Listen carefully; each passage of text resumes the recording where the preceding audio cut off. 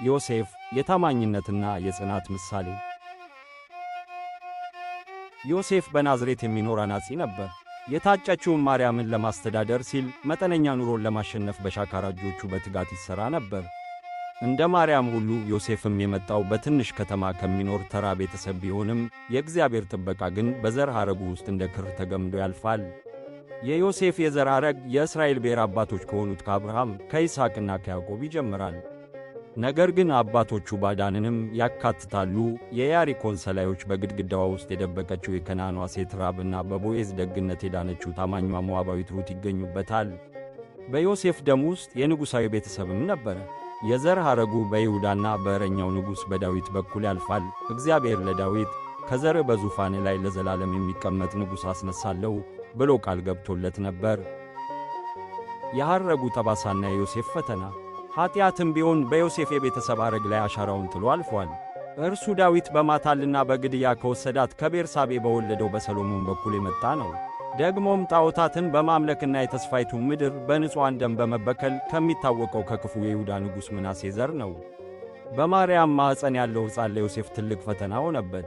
ጓደኞቼና ቤተሰቦቼ ምን ይሉ ይሆን ብሎ ተጨነቀ። ሆኖም እጅግ የረቀቀና ደግነት የተሞላበትን አማራጭ መረጠ። ማርያምን ከሚደርስባት ውርደትና ከባድ ቅጣት ለመታደግ በስውር ሊተዋት ወሰነ።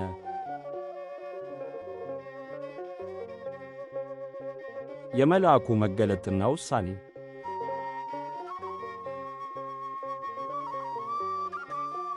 ዮሴፍ በዚህ ውሳኔ ላይ ያለ ሌሊት በእንቅልፍ ሳለ መልአክ በሕልም ተገለጠለት።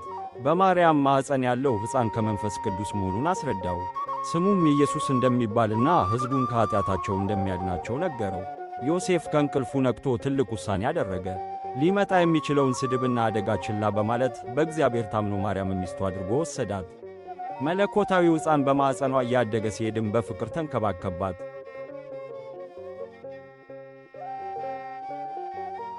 የተስፋው ሕፃን ማንነት። ማርያም የተስፋውን ሕፃን ተሸክማለች። ይህ ሕፃን የማርያም ልጅ በመሆኑ የሕቡን ራስ ይቀጠቅጣል ተብሎ ቃል የተገባለት የሔዋን ዘር ነው። በዮሴፍ በኩል እንደ ምድር አባቱ የዘላለም ዙፋን ቃል የተገባለት የዳዊት ልጅ ነው። እንደ አይሁዳዊ ዓለም ሁሉ በእርሱ እንደሚባረክ ቃል የተገባለት የአብርሃም ዘር ነው። በመንፈስ ቅዱስ በመጸነሱ የእግዚአብሔርን መንግሥት ወደ ምድር ለማምጣት ከሰማያዊ ዙፋኑ የወረደ የእግዚአብሔር ልጅ ነው።